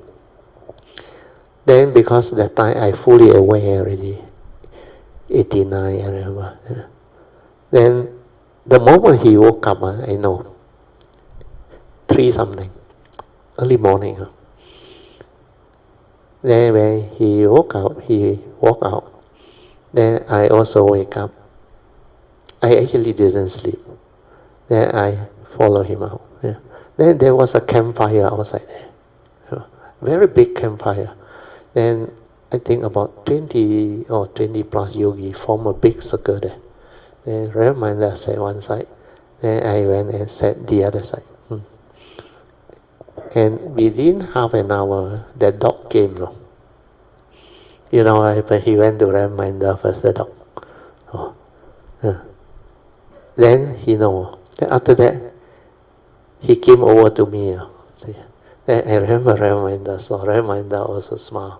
Then after that, he went out, the dog. They can sense one. When you have that samadhi, because that type of dog is a different type one. They know one. Then when you know how to meditate with the awareness inside, they can sense it. So all these are part and parcel of cultivation and development of meditative understanding and progress. And not only dog, many other animals, they can also sense you. Especially Devas and Dhamma protector. They know one. Then they really rejoice and they actually protect you.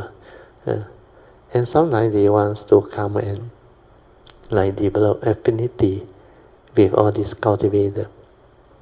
Because we every time share merit, transfer merits, and they know.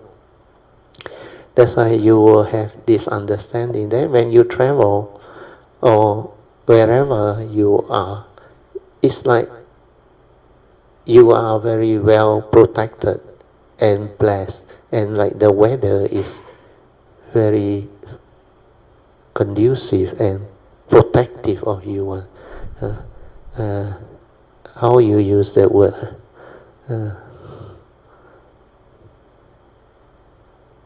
In Hokkien is like they and take care of you. And somehow you can sense that they are around, and you have a lot of joy. Yeah, otherwise cannot be. The weather, how can like that one? So conducive. Like something is helping you, and take care of things for you. So all this are the understanding that will evolve out of cultivation. You better continue. Another 5 minutes only. Sorry for taking up most of your time. 好的，这个 Brother 你 continue 啦，我等下我们才 ask 你的 blessing for 我们的 trip。可以，你们是31号飞是吗？31号晚上。到什么时候？到9号的晚上我们会的。10天呢？10 days. Yeah, can no problem. That place is very good. I remember. So you all be visiting mainly 九华山and 重庆Brother 我们4个晚上在九华山，然后4天在南京。南京 ，sorry， 我记错了，你跟我讲是南京呀，我以为是重庆 ，because recently a lot of Kayamita also asked me about Chongqing. Pamasuri also mentioned Chongqing, very nice. Then early on there was also another Kayamita who went. 是不是你去啊？重庆？你跟父亲去啊？你也有去啊？但是重庆，我觉得 Brother 如果是否我们Kayamita要去 outskirt。一定要去 outskirt， 别的 city you cannot move. No, not only 不好走，而且because a lot of visitor, a lot of tourists. 对，很拥挤，很对。Then I remember who was it? Mi Fong also went. Mi Fong went one is not with you, Amy. He went with another group, I think. I remember very packed that time. A lot of people. Then there's another Kamita, I forgot who told me, can't even go into the tourist place. Fully packed with people. So that was the thing. So 南京啦 ，OK， 可以，没事的啦，你们几个？8个。8个，我们Bradley maybe 我讲一下我们这个团的，其实是Pauline approach me that 要不要带我们去？我在想。我跟阿松去的时候，我们也没有真正的在那边走到很久，因为只有2晚。对。所以我就借着这个机会，我要去走走，然后也可以跟带感恩米达上去跟地藏王菩萨结缘，然后去feel 一下这个地藏王菩萨的宏大悲愿，去感受一下他的。慈悲啊！我本身 Bradley 他，哎呦，我每一次想到他怎么样的guide我就很多的gratitude。还有就是再加上我在几年前我也有发过愿说。我要像 Bradley 这样，如果在我有生之年，如果我可以的话，我也想像 Bradley 这样去帮助一些有需要的人。所以我就借着这个机会把他们这样子一起这样子去，所以我也跟他们就是我们的 group 讲。我们要以一个怎么样说感恩的心，把我们的心打开，然后去顺便把我们所有的业障把它去忏悔，忏悔对，然后希望我们把菩提心也种得稳稳的，然后所以我在这里顺便讲一下我们的行程，其实我们。本来是要把我们的行李拉着去地铁站啊，所有的，但是就是我不忍心看到他们这样走，然后我就托 Freddy 的 cousin brother，他就说我南京有大学同学，然后就帮我们安排。他又把我们找到一个很便宜的车，就把我们从南京机场直接拉到去九华山。所以我们这个就是当我一想起这一切的一切让我这么安心的、安稳的把他们带上去，我感觉到非常的感恩，因为真的是不容易，不容易了。因为在这个过程里面不是我，而是所有的因缘法，我看它 manifest 怎样的去就是我慢慢的去看一下这样行不行，不行又换一个方法。但是我没有起烦恼，因为我理解到，如果能解决问题，我就让他们很舒服的上去，我就做。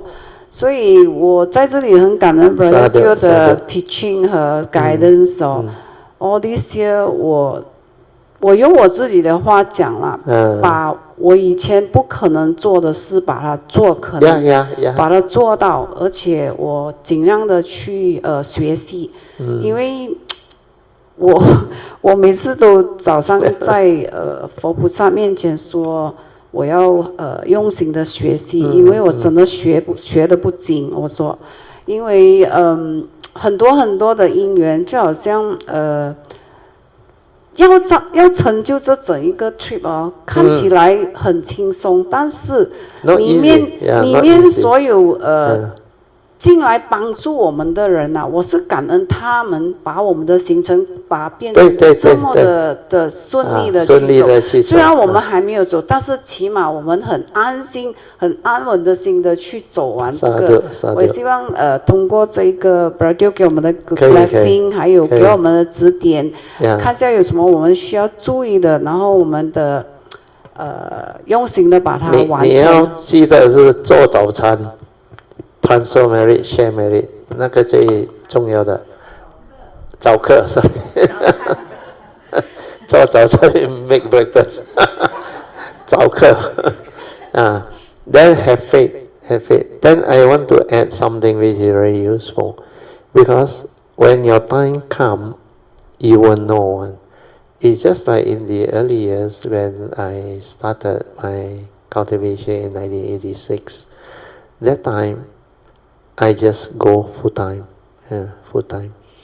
Then during 86 to 89, when I connect, somehow the condition just arise or no, and there will be condition for me to take people on this spiritual trip on. And we also went small group. That time I went most of the time to Thailand. The one with Prakhu. That one actually is meant to be about that Prakhu was Long Po Tiet's nephew. And I didn't know that time. And he also know Long Po Tien. He respect Long Po Tien a lot. Then he was at Brickville teaching people meditation. He wanted to teach, but he didn't know English, so he was learning English there. Then I was very frequently at Brickville Temple. And because of that, I was observing him also. Then he somehow approached me, and he said, Brother Teo. He heard people call me Brother Teo. I was doing the recording. He said, can you help me? I said, can. I said, one day, anything you need. He said, no, I want to teach meditation. He said, I need somebody to help me translate the English. But his English not good. He just learned. And I happened to get to know him. Then from there, he was teaching Long Po Tien's dynamic meditation. Then I did know. I find it very useful also. Then I was helping him. Then we become quite close. Then suddenly one day, he told me, he said, Brother, somebody invite me to Singapore. One group, Singaporean. He said, you want to join me or not? Huh? I said, join you. I said, who are they? Oh, so he gave me a name, I think, Alan or I don't know what. And they mentioned that Thai monk also, Reverend Sudinan. I said, Sudinan, I know him. He was with Wave. And he wanted to give me the Dhamma money, remember? Kema Vero, hero of liberation. I said, that monk, I know him. I said, okay, I join you. I said, where he's scared, he alone go. So I bought my own ticket, but he's on a sponsor. So I went with him. Then I went with him. I met the other guy, Casey, that introduced me to the last guy, Very funny, Meant to be with you, And it's not like you try to do good, help monk. No, it's all causes and conditions. Then I went there. He was invited there, and the Ellen asked him to give a talk on the side. Then, of course, Reverend Sujidan was so two monks. One mountain cannot have two tigers. So the two monks, I think they were trying to impress the devotee about that one. Then the Casey, very strange. He not interested in the monk. He came direct to me. He interested in me. He looked at me. He said, have we met? He straight asked me like that. And look at him.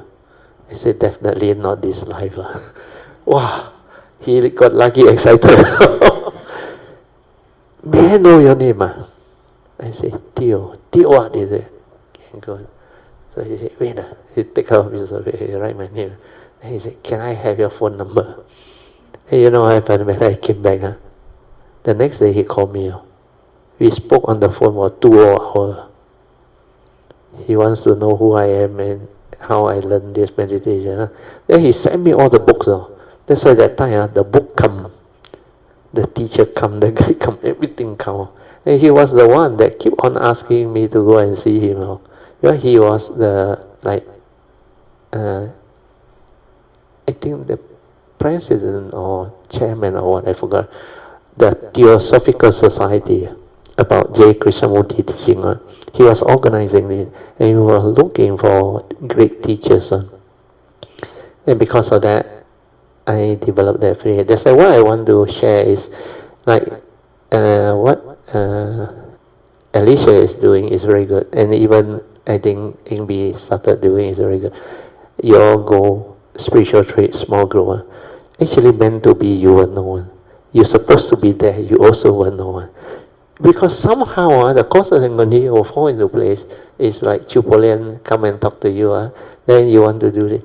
It's actually not you want to do it, it's the condition for the cultivation and the natures to flow. Yeah.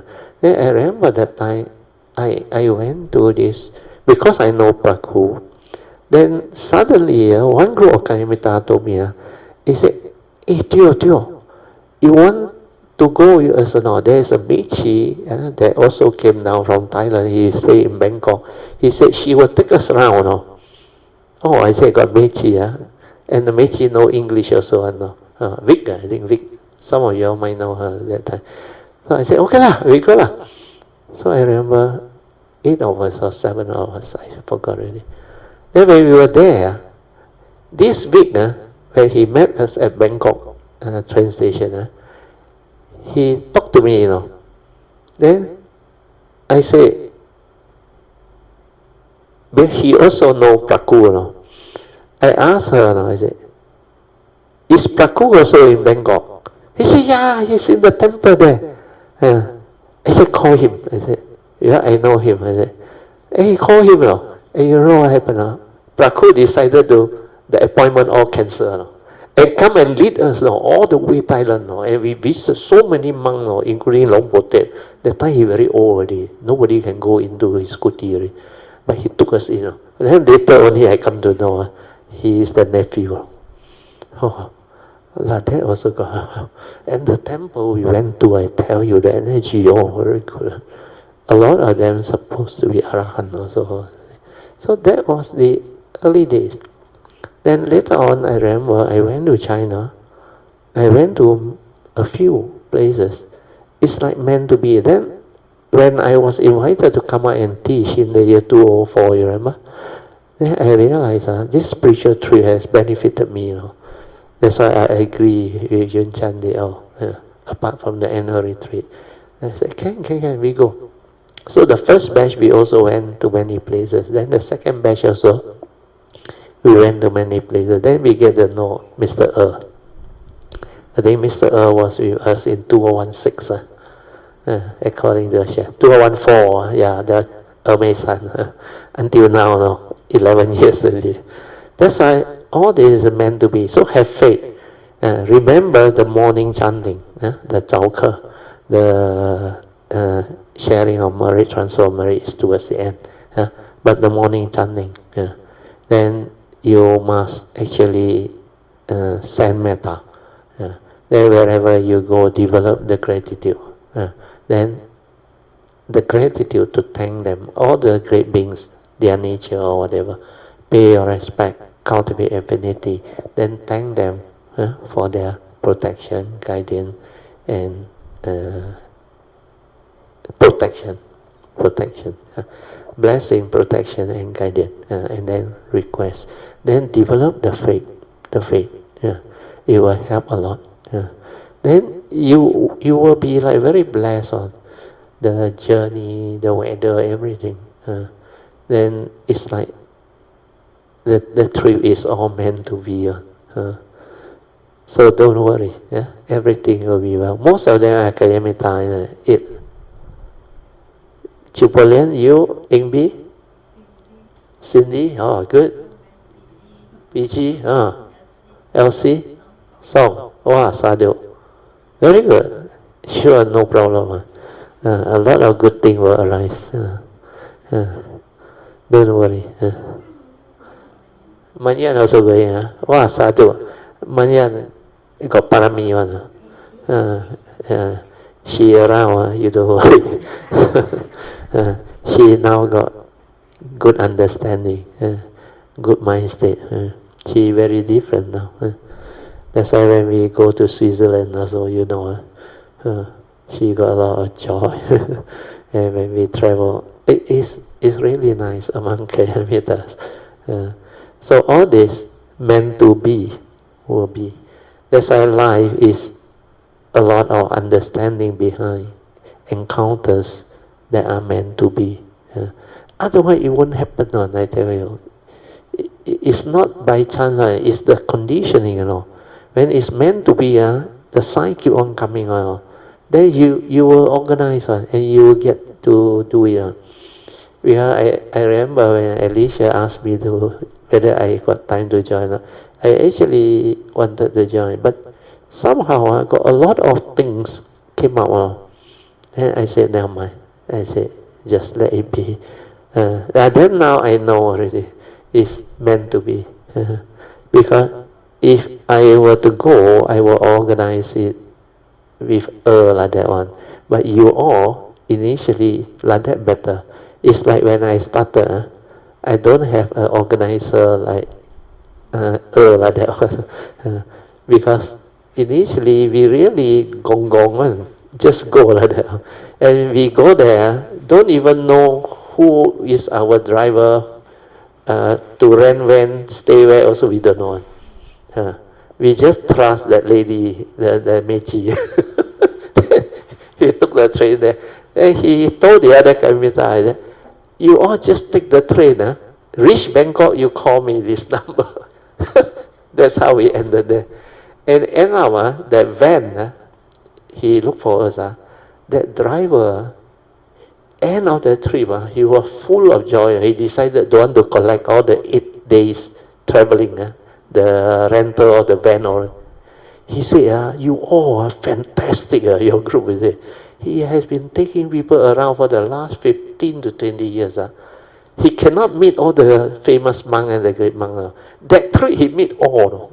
Even Mahabowa also, he never dreamed to meet one. Well, we went there very late, and he someone very sarcastic. Told you no appointment, you come, sure cannot be. Then suddenly the headlight on the back, the disciple came back. Then I asked him, we were invited, He got a shock. After he come out, he was full of joy. Then on board that also he met. Then a lot of other great monks, supposed to be Arahant, because of Praku. There's a certain thing in life, if you help people, monks or whatever, you don't know what will happen. Indirectly, it will create a lot of causes and conditions. And meant to be will be one. And you will love it one, because this spiritual trip is like that one. The more you... we have to end already. Okay, no more story. So we share merit, we transfer merit. Enough. Sadhu, sadhu, sadhu. So we also would like to make use of this opportunity to wish them the very best for this spiritual trip. May their noble wishes, noble and wholesome wishes be fulfilled. And may this spiritual trip to pave the way for them to develop more affinity with great beings and progress along the path of Dhamma. May all Dhamma protectors do protect them, and may their spiritual trip be a wonderful and meaningful one. Okay, now you will share merits.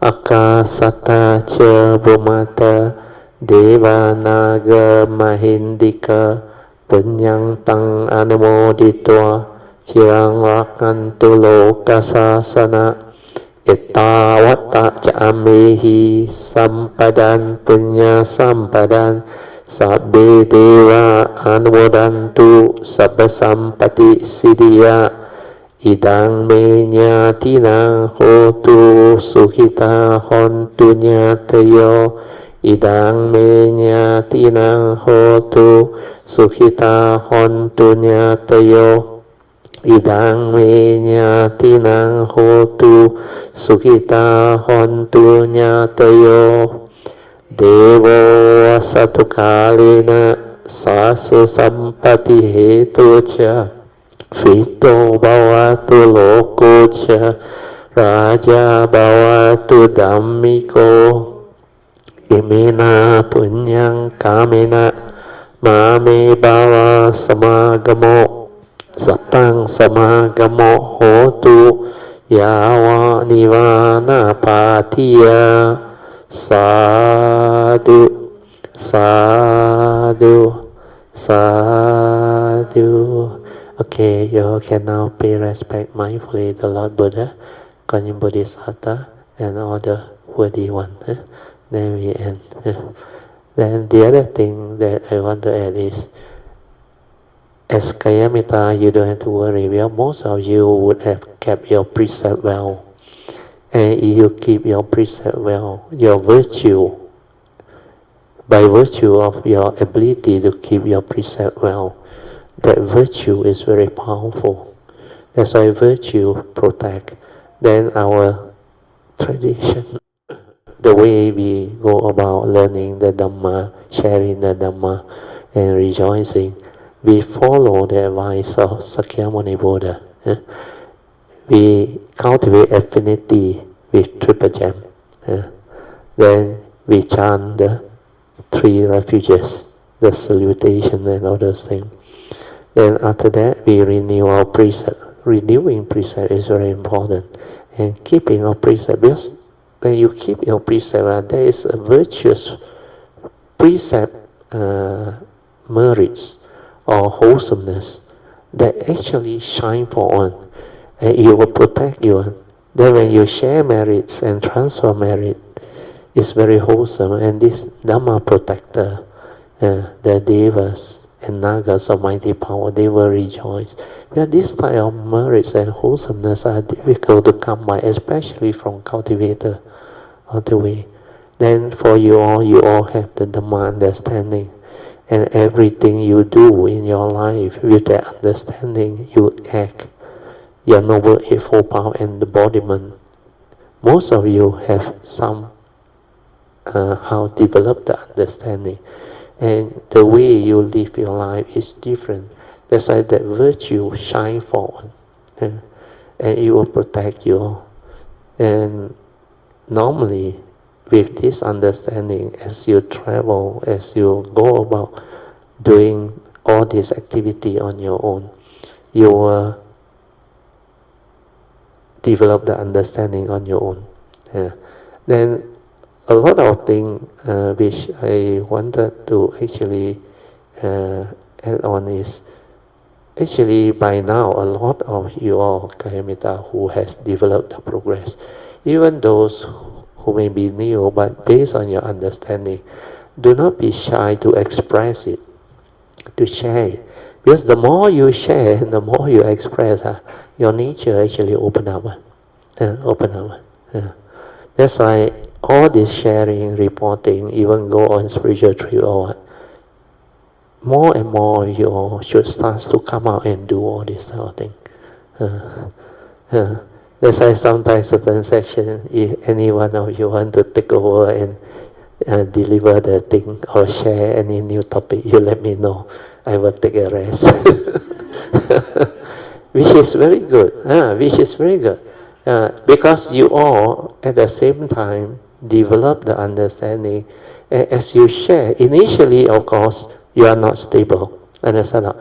But it's a very good experience. I remember 2004 when I come out to share. That time, I actually don't know really how to actually approach the thing. But I just let things be. Condition arise, I just share. Then when I start to share, I realize, how come not from memory? From here come out. Then I start to understand, if I try to read out and make note, the flow cannot come out. The flow become different, totally. You must not actually look. I mean, the text for you to refer is to remember certain term, all those things. Okay, understand? But don't go and memorize the teaching and from the memory try to go and share. No, whatever you have from here, it will come out. What you need is the structure. Like Sakyamuni is teaching. I only follow the structure, that's it. Then after that, sometimes when I share, the book also don't write like that one. The commentary also don't explain like that one. Because based on your understanding, you share. And it's different. It's so different. Okay, today we have very good session. Sadhu, sadhu, sadhu. And once again, we send the blessing to them. Anyway, on that day, we will still send you all some good metta and good wishes. The kind metta will do it. Sadhu. So definitely, you all will have good trip.